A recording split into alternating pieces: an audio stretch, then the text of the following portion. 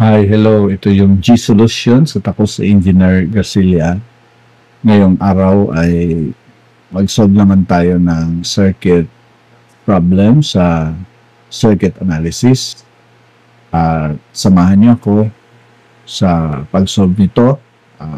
Ang topic natin is about the equivalent resistance. Ito yung problem.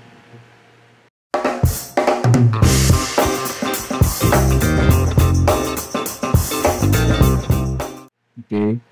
So according sa problem, mayroong tayong Y arrangement ng mga resistors natin. Yung value ng resistors natin ay R. So sabi doon, infinite sections yung sunod-sunod na. Naka-Y connected yung R natin.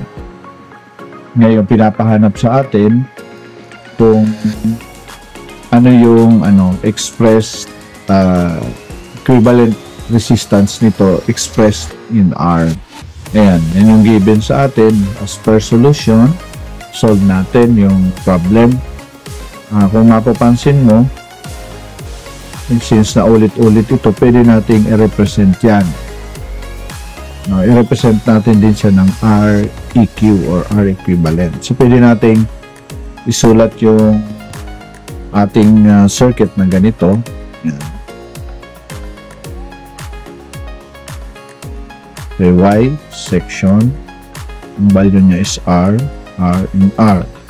Yung susunod niya, paulit-ulit na Y section, infinite.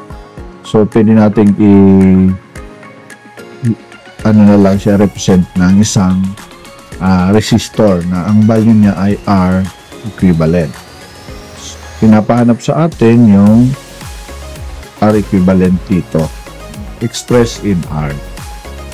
Sige. So, ang gagawin natin is mag-set up tayo ng equation base dito sa nabuo nating circuit.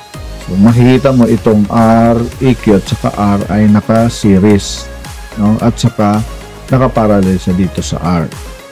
So, therefore, pwede nating sabihin na yung R natin, yung R equivalent natin ay equal sa naka-series na R at saka R equivalent at naka-parallel siya sa R.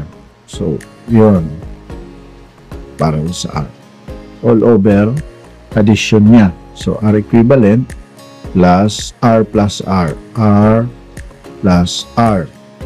Diba pag mayroon tayong parallel, yung shortcut method natin ay sa parallel na yun, i-multiply yung sa taas, yung sa numerator, i-multiply natin yung dalawang resistor divided by addition ng dalawang resistor. Yun yung shortcut natin. So, since na ito ay para dito, yan, so makikita mo na nakaseries siya doon sa isa pang R. Kaya maglalagay tayo rito ng plus R. So, ang gawin natin ay na natin siya. Simplify natin. So, may R equivalent tayo. So, pwede natin ito i-distribute dito. Distribute natin. So, magiging R squared plus R times R EQ. Okay? Again, kopya. Kopyahin natin R equivalent. Pero alam naman natin yung R plus R is 2R. Plus R. Okay, for further simplification, pwede natin kunin yung LCD nito.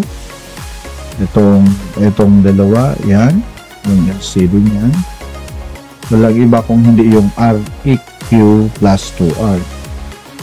Sulat natin ito. R equivalent is equals to R. Okay.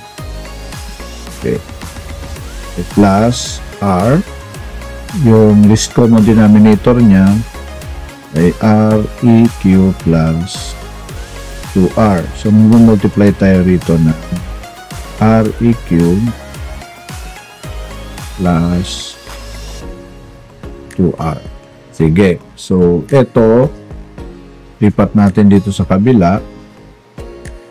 Multiply natin yan doon. So, magiging diretso na natin R equivalent squared plus 2R R equivalent is equals to, ayun, so ito i-multiply na rin natin dyan.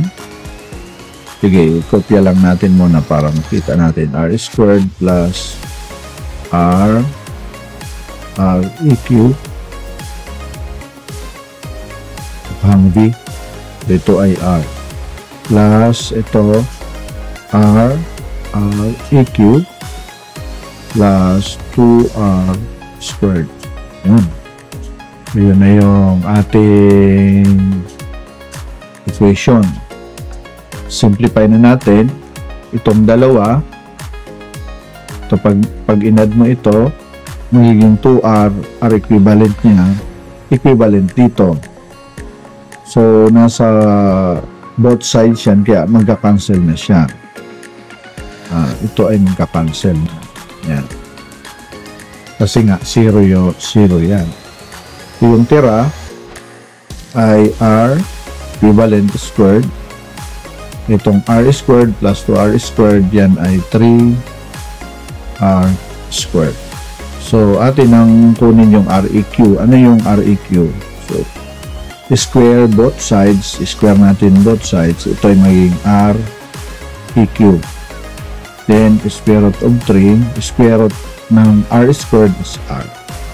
Yun. So, yung value ng ating R equivalent ay ito. So, yan yung ating sagot para sa tanong na ito.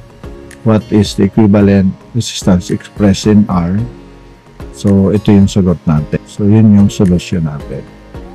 Okay? So, maraming salamat sa panonood sa video ito. Pa-like na rin, pa-follow, subscribe dito sa YouTube channel na ito at pa-comment yan sa comments. Maraming salamat.